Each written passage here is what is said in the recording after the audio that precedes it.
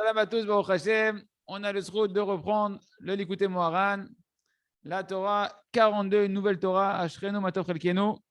Donc, on va commencer avec le langage de Rabbeinu Akadosh. Donc, cette Torah-là, eh ben, elle a été dit à Rosh Hashanah. A priori, c'est Mekubal Ben Shlomenu qui a été dit à Rosh Hashanah. Comme c'est marqué dans le Sefer Safek Kodesh, Chelekeh Otaïn. Il y en a qui disent qu'elle a été dit le Rosh Hashanah de l'année Tav Kuf Samer Bet. D'accord. Et en dehors et donc cette Torah-là, elle aurait été dit en plus de la Torah 35, qui aurait été dit aussi à Rosh Hashanah. Ok. Il a fait. Et donc cette Torah, elle est un peu le prolongement de la Torah qu'on a vue au préalable. La Torah 41, on a vu qu'elle a commencé par les danses, le fait de danser, de lever les pieds, hein, d'être dans la joie du service divin jusqu'à pouvoir danser et chanter à Hachem. Et là, Rabbeinu, il va continuer dans les Nigunim. C'est une Torah qui va nous parler des Nigunim, c'est-à-dire des cantilations, des mélodies que l'on doit avoir dans la prière. Il n'y a pas de tfila qui est dite monotone. Une tfila doit être dite dans les chants, dans les louanges à Kadosh Baruch Hu. Et il faut chacun de son côté, même si dans un minyan où là-bas, ils ne chantent pas, toi, à voix basse, dans ton cœur, garder tes nigunim, c'est important, avoir la puissance que ça a de chanter à Hachem dans la tfila.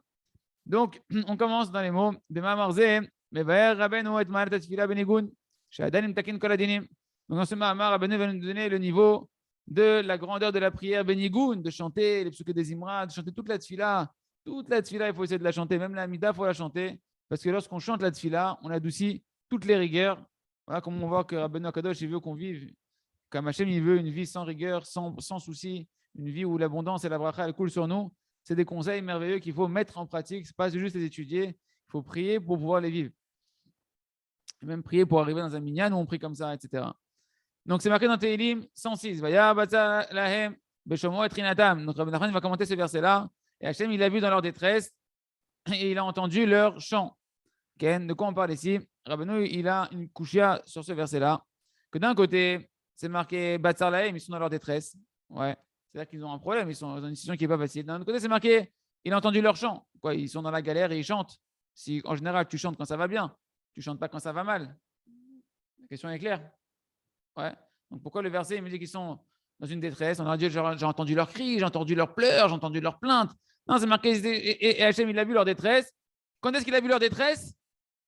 En entendant leur chant. Donc, c'est-à-dire que dans leur détresse, David, tu peux aller ouvrir dans leur détresse, et de là hein, on comprend le pasouk qui vient derrière, parce que derrière, il y a un autre. Donc, c'est un langage de simcha. La negina, le chant, c'est de la joie. Et grâce à ça, on peut comprendre la suite du pasouk. La suite du verset, c'est il s'est souvenu de leur alliance, de l'alliance qu'il a contractée avec eux, avec le Ham Israël, avec les Havot. Et il les a pris en pitié dans la multitude de sa bonté à Kadosh Baruch Hu. Et Rachid explique sur place le verset. Vayar batzar mitor tfila. C'est quoi qu'il les a vus dans leur détresse, qu'ils étaient en train de prier? Il a entendu leur louange. Il s'est rappelé, il a entendu en fait le srout de leurs ancêtres. Quoi?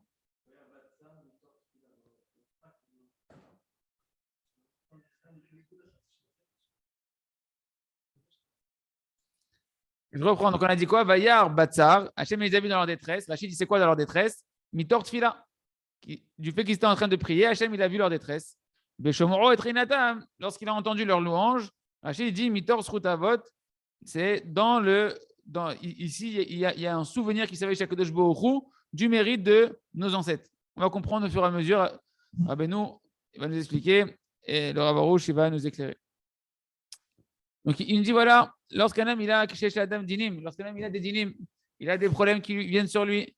C'est quoi des problèmes? Des souffrances, des étroitesses dans sa vie, il se sent à l'étroit, il n'a pas la largesse qu'il a habituellement dans sa vie.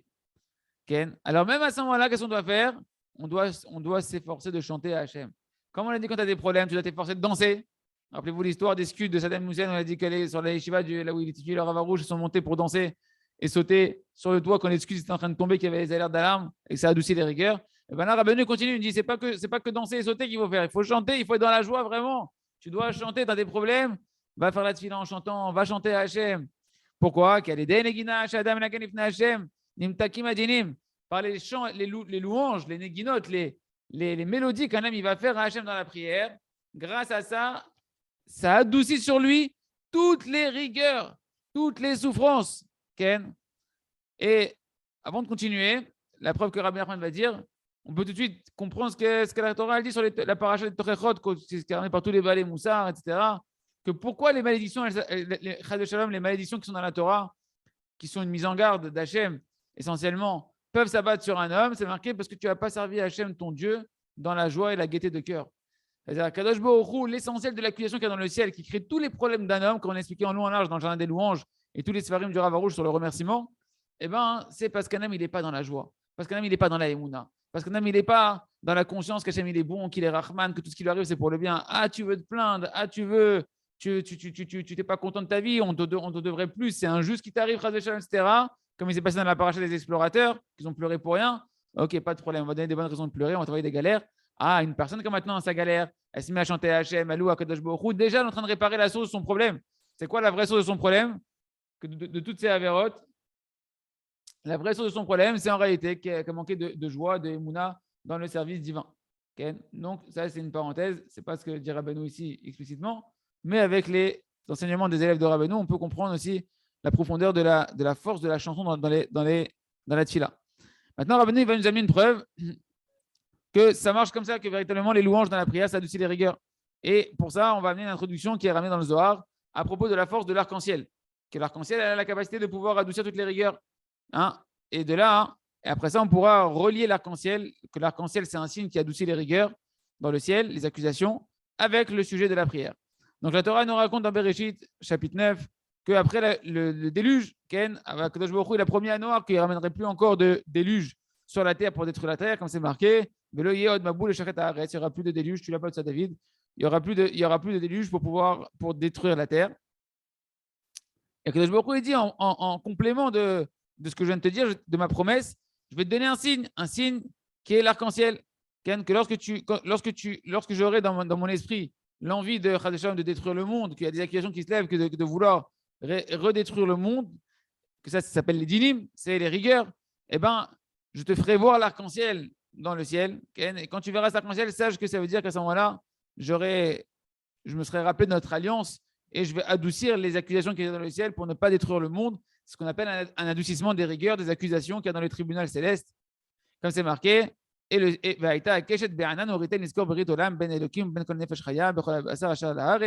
verset dit, il y aura donc cet arc-en-ciel qui sera dans les nuages, et lorsque je le verrai, je me souviendrai de mon alliance éternelle entre Dieu et entre chaque être vivant, chaque créature qui existe sur la terre.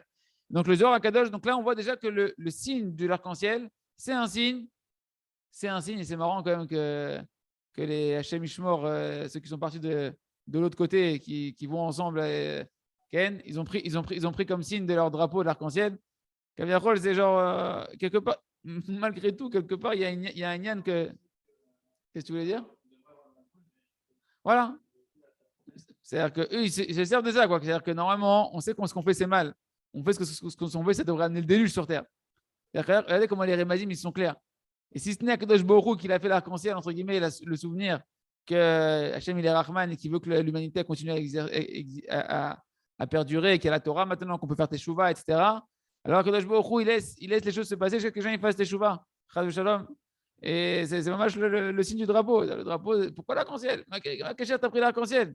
Parce qu'au fond d'eux, Hachem il leur rappelle que que vous vous réveillez. Chacun peut se réveiller. C'est pour ça qu'il faut étudier, il faut diffuser le jardin de la pureté. Le jardin de la pureté, là-bas, le Rav, à la fin de ce livre-là, il montre à tout le monde et il explique à tout le monde que ce n'est pas une maladie. L'homosexualité, ce n'est pas une maladie inguérissable, etc. C'est effectivement un trouble sévère mental, psychologique de la personne. Ça se traite, ça se soigne, ça se guérit comme n'importe quelle avéra. C'est une avéra poussée à l'extrême. Ça se guérit. Et c'est pour ça qu'Akadosh Baruch Hu, peut-être, peut dire qu'il a mis cette signe-là comme arc-en-ciel, comme souvenir que je ne veux pas vous détruire parce qu'on peut faire tchouva. Il a fait. En tout cas, maintenant, ça, c'est ce qu'on a vu dans le Zohar Parashat Pinchas 215. Ken. Donc, l'arc-en-ciel adoucit les rigueurs. C'est un souvenir de l'adoucissement des rigueurs. Donc là, on reprend les mots de Rabbeinu. Le Zohar, il nous dit, et là, celle-là, on va commencer à faire le lien avec la prière, que l'arc-en-ciel, le Zohar nous dit, c'est la Shrina. C'est un signe de sa représentation de la Shrina, de la présence divine. Ken, comme c'est marqué également dans le Chizkuni, Et voilà le langage du Chizkoni. Od gadol ou akeshet share ou dmuti kaviachol. Le Baruch il a dit c'est un grand signe, l'arc-en-ciel, parce que kaviachol, c'est mon apparence. Quand on voit l'arc-en-ciel, c'est vrai que c'est splendide, c'est merveilleux, c'est époustouflant de voir un arc-en-ciel. Je le trouve de voir un arc-en-ciel de bout en bout au-dessus du kiver de Shimshon. D'ailleurs, je priais sur Tikkun Abrit là-bas, sur Réparation d'Alliance, et puis d'un coup, je vois l'arc-en-ciel, mais j'étais sur la montagne, j'étais en haut de la forêt, et je vois l'arc-en-ciel du parterre d'un côté, à l'autre côté, le kiver au milieu. C'est des images merveilleuses. Et quand je me dit dans le Zohar, il me dévoile que c'est l'apparence de la Shrina, en tout cas, c'est une apparition, entre guillemets, une ressemblance, une similitude avec l'aspect de la Shrina. Chez Udmuti Kaviachol. Kaviachol, c'est mon image, il dit Hachem. Quand c'est marqué dans Yecheskel, Aleph, là-bas, c'est marqué que comme l'apparence de l'arc-en-ciel, comme ça ressemble la vision de la gloire d'Hachem. Pas d'Hachem en lui-même, mais de sa gloire, de son revêtement, de son apparence. On continue le mot de Rabbeinu. Utlat Gevanin de Keshet Hem Avot. Il y a 3 couleurs dans l'arc-en-ciel principales qui vont faire les autres déclinaisons, qui sont en réalité ces 3 couleurs. On parle des couleurs pas physiques, on parle des couleurs spirituelles, qui sont le blanc, le rouge et le vert, un peu qu'on avait vu dans l'œil. On avait vu ça dans les 3 couleurs de l'œil. Et à chaque fois, ces 3 couleurs sont rattachées au patriarche, Avraham, Yitzhak et Yaakov, qui chacun, par sa couleur, va représenter une sphère, une sphira, une Lagat Hashem, une Mida, une conduite divine et un trait de caractère que Kadosh Baruch Hu nous a dévoilé, qu'on doit apprendre à se comporter comme ça. Avraham, lui, ça va être le chesed, c'est la bonté. Donc la couleur, c'est la couleur du blanc, d'accord, qui va représenter le côté droit de la conduite divine. Yitzhak, c'est la rigueur, qui représente la couleur rouge, c'est le côté gauche. Et Yaakov, c'est le milieu, c'est la tiferet, la splendeur, c'est la couleur vert, que lui va se trouver au milieu entre le blanc et le rouge. Et eux aiment les vouchines, aiment les vouchines des shrinta. Et eux, ils sont, donc ces couleurs de l'arc-en-ciel, ils vont être les habits de la shrina de la présence divine. Ce n'est pas la présence divine, c'est les habits, les revêtements. Rappelez-vous qu'on avait vu hier en plus. Hein? Comme on a vu plusieurs fois que le Zohar dit que les tzadikim, le visage des tzadikim, c'est le visage de la shrina. C'est eux qui sont la Merkava, c'est eux qui sont la Merkava, le support sur terre, le réceptacle sur terre de la présence divine, le véhicule de la présence divine. La présence divine, elle passe à travers eux, et le dévoilement divin passe à travers les Havot, nos patriarches, et les tzadikim qui sont rattachés et qui sont fidèles à la transmission de nos Havot. Ok, donc pour l'instant, on en est arrivé que l'arc-en-ciel, qui est un signe d'établissement des rigueurs, représente l'habit de la Shrina, l'apparence de la Shrina, les Havot, nos patriarches, le Chesed, la Gvura et la Tiferet, qui est une symbiose entre la bonté et la rigueur, un équilibre. Et quand la présence divine, nous dit Rabbi Nachman au nom du Zohar, eh ben, la Shrina, on l'appelle la reine. Si Akadosh Baruch Hu, c'est le roi, elle, c'est la reine. Et ben, quand la Shrina, la reine, elle se revêt de ses vêtements lumineux, alors Hachem Yitbarach, il voit la reine revêtue avec des vêtements splendides. Et à ce moment-là, qu'est-ce qui se passe? La Shrina, la présence divine, la reine, elle trouve grâce aux Akadosh Baruch Hu. Et donc, qu'est-ce que ça fait? Ça fait une joie extraordinaire que la reine, elle trouve grâce aux yeux du roi, un peu comme on voit avec Achashverosh, avec Achashverosh en dimension d'Akadosh Baruch Hu. Quand Esther, elle vient, elle trouve grâce à ses yeux, ça va être un moment d'adoucissement des rigueurs, ça va être la Shrina, quand on parle de la présence divine, c'est ce qu'on appelle Knesset Israël, c'est la globalité des âmes du Ham Israël. Ce n'est pas l'essence d'Akadosh Baruch Hu, la Shrina. La Shrina, c'est la Malchut d'Hachem, c'est la Rota Akadosh Baruch Hu. C'est marqué comme ça, toujours c'est marqué. Shrina, c'est Knesset Israël. C'est Knesset Israël, c'est la Torah Sheba'al Peh, c'est la représentation de la royauté d'Hachem sur terre. On est les représentants de la royauté d'Akadosh Baruch Hu sur terre. Le tzaddik, lui,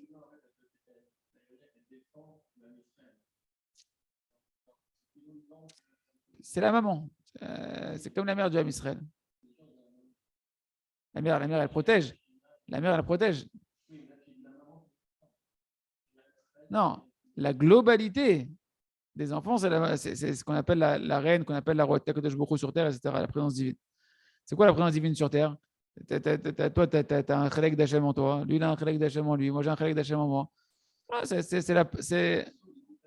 Et quand il y a une union entre toutes les parties d'Hachem qui est dans chacun d'entre nous, ce qui s'est passé au Har Sinaï, quand il y a de la hardout, quand on est Ish Echad Belev Echad, la Shrina, elle réside.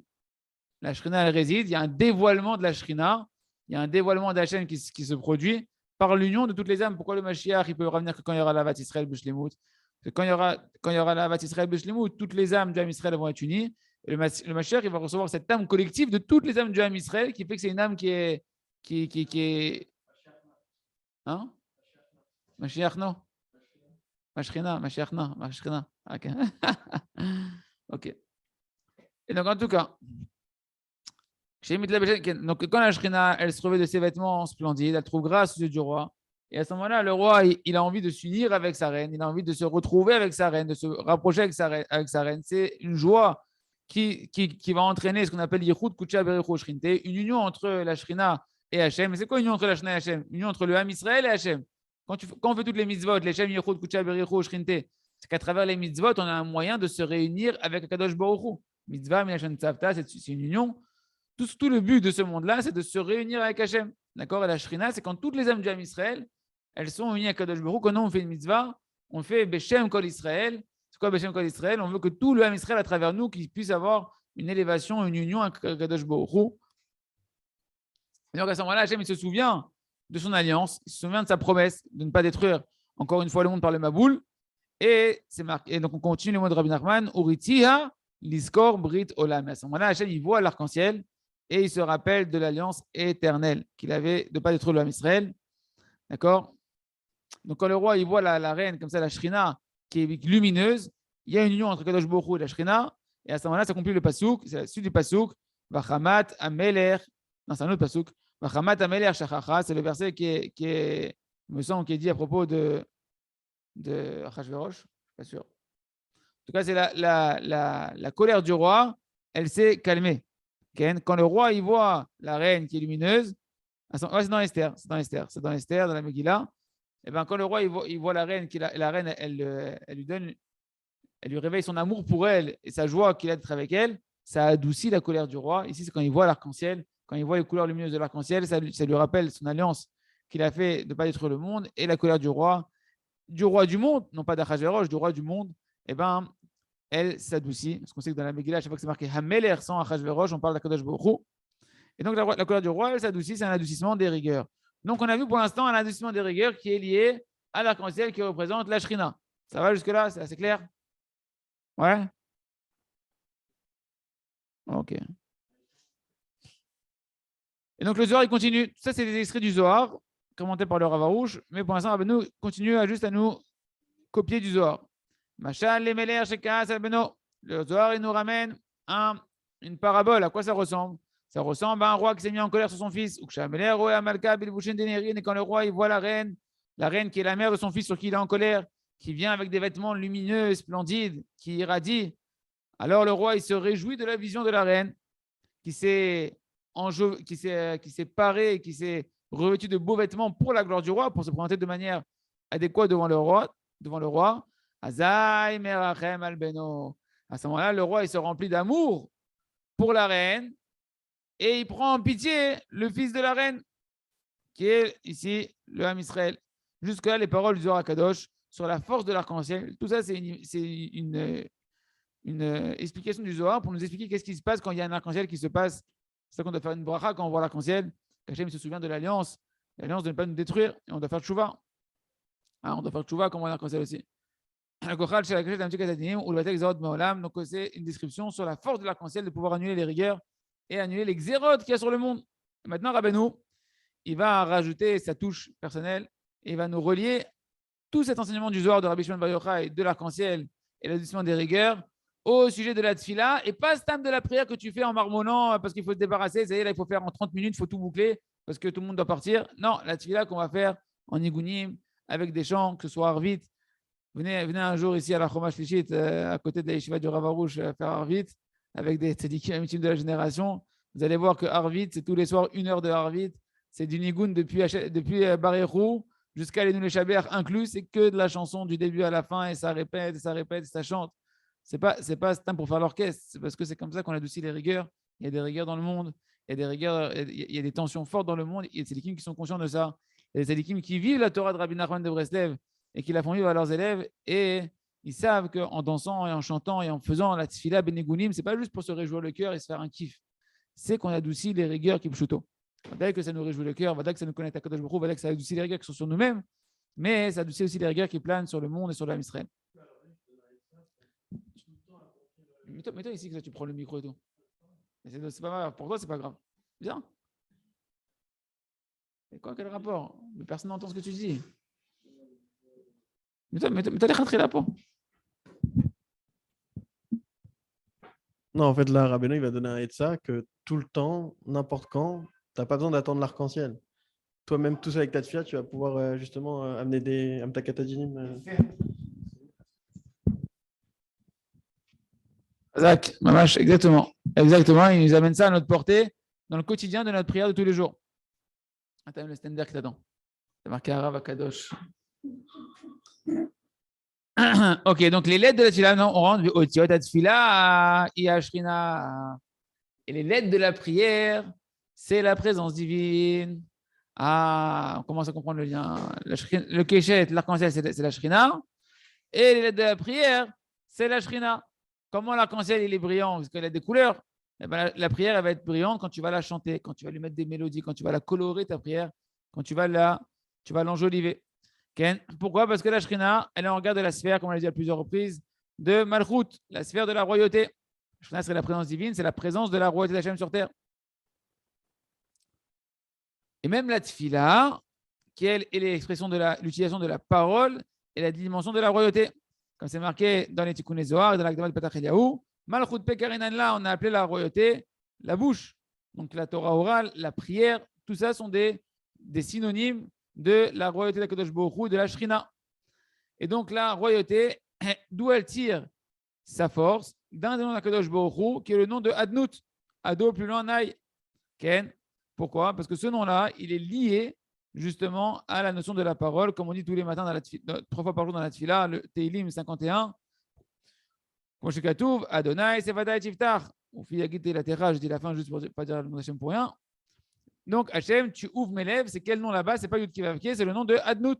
D'accord? Donc, tu vois que l'ouverture des lèvres et l'expression de la parole qui représente la royauté d'Hachem, eh ben, elle est véhiculée par le nom de Adnout.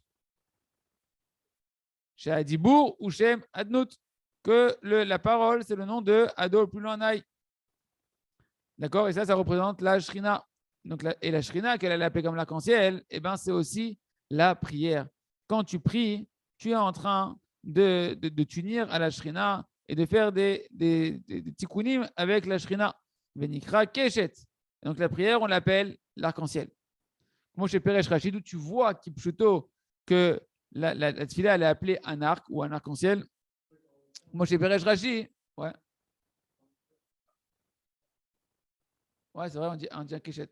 On dit un arc en Israël, on ne dit pas kéchet chamaï, machin. Chez nous, en français, on a rajouté en ciel, mais on fait. Waouh. Moi, chez Peresh Rashi, comme il a expliqué Rashi, sur le verset dans Bereshit 48, Bechar biou bekashti, Jacob il a dit, j'ai fait la guerre avec mon épée et avec mon arc. Pas mon arc-en-ciel ici, mon arc à flèche. Ouais, et c'est quoi l'épée du juif? C'est quoi l'arc à flèche du juif? Ouais, même en 2022, ça reste une épée, un arc à flèche, c'est quoi? Les Shon, il nous dit Rabbeinu Kashti, il nous dit Tfila Rashi. L'arc, c'est la prière. La prière. La prière du juif, c'est son arc à flèche pour se défendre, mais c'est aussi, vu que c'est une défense et c'est une arme qui permet de défendre, ça permet de défendre des ennemis comme l'arc-en-ciel. Que l'arc-en-ciel, il permet de défendre les accusations contre l'âme Israël. Pareil, ta prière, elle aussi, c'est un arc qui peut adoucir les rigueurs, qui peut combattre les accusations. Et c'est la dimension donc de la Shrina ici, que la Shrina, on a vu dans le Zohar, qu'elle s'appelle comme l'arc-en-ciel. Et ben, tu vois que Rashi te montre que quand Yaakov Avinu, le patriarche de Yaakov Avinu, qui est le Bechir Shevaavot, il a combattu les ennemis. Les ennemis, ce n'est pas que les ennemis physiques. Il nous apprend Rabbi Nachman qu'à chaque fois qu'on voit les ennemis des guerres, on doit les remonter à des guerres spirituelles. Bien évidemment que les guerres physiques de Yaakov, c'est des guerres spirituelles. Et l'essentiel de sa guerre, il l'a mené avec quoi? Avec la prière, qui est un arc comme l'arc-en-ciel, qui adoucit les rigueurs. Et donc, comment on mérite la prière? Que la prière, elle puisse, que elle qui est la Shrina, elle puisse apparaître devant le roi avec, pas simplement la reine, elle vient avec des habits comme il a fait Mordechai, c'est-à-dire qu'il est venu avec des habits, lui, des habits de linceul et des habits de deuil, etc. Non, Imagine la reine, elle vient devant le roi pour demander grâce et elle vient habillée comme une schnorrer, comme un clochard et tout. Ça ne va pas faire l'effet escompté. Par contre, c'est ce qu'elle fait Esther. Elle vient habillée avec ses vêtements royaux, etc. Et elle vient devant le roi. À ce moment-là, le roi, il voit la beauté de la reine, etc. Ça calme son cœur, ça apaise son cœur. Comment on fait ça au niveau de la prière, qui est la reine aussi ici, qui est la Shrina, pour qu'elle vienne devant le roi, pas simplement t'amènes la reine comme ça, mais qu'elle a une apparence de deuil, qu'elle a une apparence. Quand tu viens, que tu pleurniches, ouais, j'en peux plus de ma vie, c'est quoi ces galères, etc. En fait, tu es en train d'amener la reine qui vient plaider ta cause, mais elle vient avec les cheveux en pétard, elle vient avec les cheveux, des taches de partout. Oh, il dit, tu fais quoi là? Tu veux me, tu veux me dégoûter ou quoi? Alors, comment tu veux pour que la reine elle vienne et qu'elle vienne avec des habits lumineux? Rabbeinu nous dit c'est quoi les couleurs de l'arc-en-ciel? Et la voix que tu vas mettre dans les mélodies de la prière, la chanson que tu vas faire, la musique que tu vas faire devant Kadosh Baruch Hu, la joie que tu vas mettre, c'est ça les trois couleurs de l'arc-en-ciel principal qui rappellent les Havot. Rappelez-vous qu'on avait dit que dans Ado, plus loin Naï, le Aleph, il avait il s'écrit en trois lettres et ça représentait les Havot. Abraham, Israël et Yaakov qui adoucissait la suite du mot, c'était Din. Ado, plus loin Naï, c'est Aleph, Din. Que quand tu rappelles les trois Havot, ici c'est les trois couleurs, c'est la prière que tu vas mettre, les chansons que tu vas mettre dans la prière, ça adoucit le Din, ça adoucit la rigueur. C'est ça on a vu, c'est ça le Ado, plus loin Naï. Aleph, Din. En tout cas, quand tu vas chanter, tu vas mettre de la voix et de la musique dans tes paroles. Tu vas colorer ton arc-en-ciel, tu vas mettre des vêtements lumineux à la reine. Chez Esh Bakol, Esh Maïm Roi, parce que dans la voix d'un homme, elle est construite en réalité de trois forces parmi les éléments de la création. Le feu, c'est la chaleur. L'eau, ça va être l'humidité. Et le vent, qui va être l'air que tu prononces. D'accord? Tu mets de la chaleur, tu mets de l'humidité et de l'air qui passe dans cette voix qui va chanter à Kadosh Baruch Hu. Et ce sont ces trois composantes-là, chez Hem, Shlosha Avot, le feu, l'eau et l'air, ce sont les trois patriarches. Parce qu'on a dit que chez Avot, Hem, Shlosha Gevanim, Denirin, parce que les patriarches, ils sont en réalité ces trois couleurs qui vont éclairer l'arc-en-ciel, comme on a expliqué au-dessus. Et de la même manière, ces Avot, ils sont en regard des trois forces qu'il y a dans la voix. Le feu, c'est en regard de la couleur du rouge, qui va être en regard de la rigueur, c'est Yitzhak Avinu. L'eau, elle est en regard du blanc, que c'est la qualité du chesed, que c'est Abraham Avinu. Et le ruach, le souffle, le vent, il est en regard de la couleur vert, que c'est la qualité de la splendeur, qui est la qualité de Yaakov Avinu. Chez Bahem, Ur Itia, Liskor, etc. Que grâce à ces trois couleurs-là, qui sont les Havot, qui sont les patriarches, qui sont les couleurs qui vont être les habits lumineux de la reine, eh ben, l'arc-en-ciel, il va avoir toute sa couleur-là. Et à ce moment-là, il va s'accomplir la suite du verset. Quand Hachem, il verra la shrina, l'arc-en-ciel, la prière que tu es en train de faire, avec toutes ces couleurs lumineuses, l'Iskor, Beritolam, il se souviendra de son alliance éternelle, c'est-à-dire adoucissement des rigueurs. On a toutes les accusations, la bracha qui revient, la simcha qui revient, etc. Il se trouve donc que Nimsa, Mishemenagen, celui qui va chanter cette tfila, Otiot, Atfila, chaque lettre de la prière, il lui met une musique, il lui met ta musique, mais la musique que tu as envie de ton cœur, etc. là-bas.